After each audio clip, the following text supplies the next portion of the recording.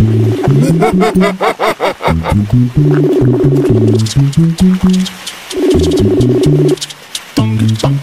tol. Kuya. Saan ka? Bakit? Ano, tol eh? Akit tayo sinuan. Ano sinuan? Diyan lang. May ginagawa ka ba? Kuya, bakit? Eh, ano? Punta ka mo ako pre. Nandito ako. Nasaan ka ba? Nandito na ako eh.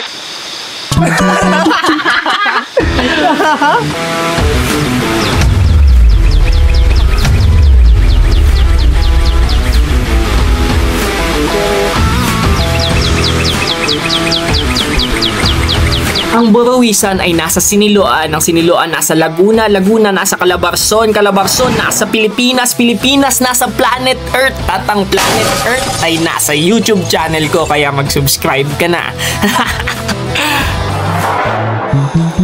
Simula pa lang ngayon na, putikan na agad. Tara na, akit na guys. Akit na pa rin, isa sa pinakasolid na lugar. Kaso matindi, na bagyo. Hindi, ang hirap kasi patigilin ng bagyo eh.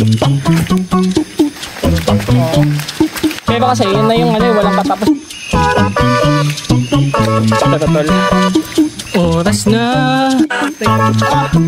Wala na ba?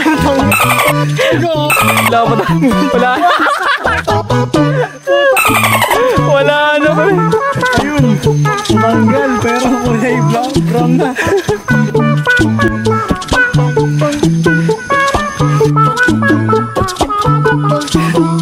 Mamumuti ka pa. Mamumuti ka pa. Grabe din yung pa-welcome nila tol. Yung pa-welcome ng aso. Dami. Ayan, fresh yan. Hindi naman doon lang sa gilid.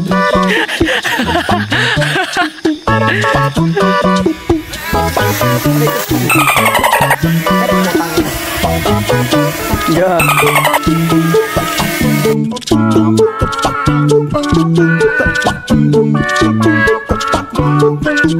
At sa pagkakataong ito ng trail ay malayo pa kami sa Borowisan, pero hagip na ang ganda ng falls at ng paligid.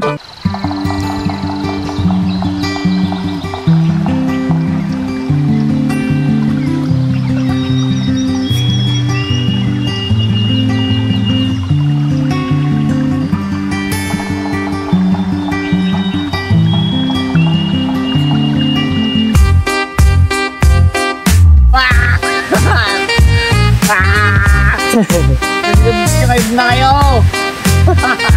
Nahihirap magpa-subscribe man.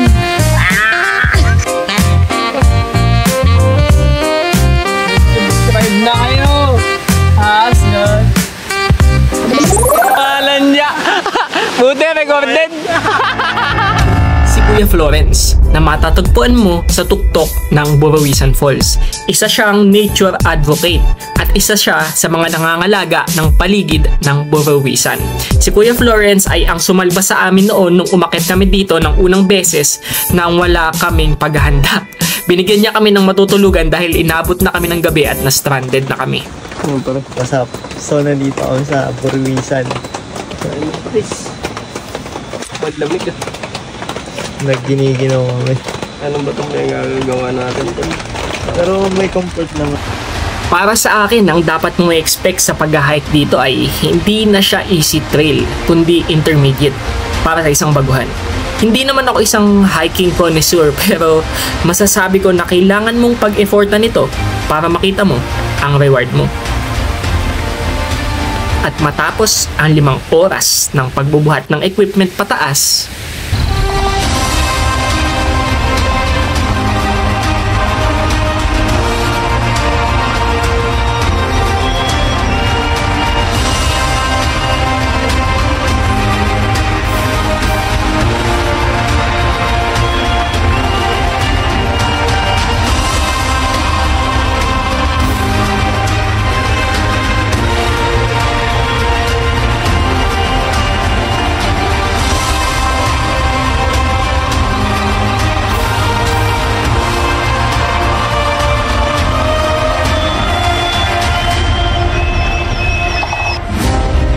Grabe yung pagod namin, pero sa kadahilanan ito na napakadami naming dalang equipment. Ang rating ko sa lugar na to ay 8 out of 10. Worth it siyang puntahan. At yun nga, gaya kahapon, taod ka ulit bukas ha.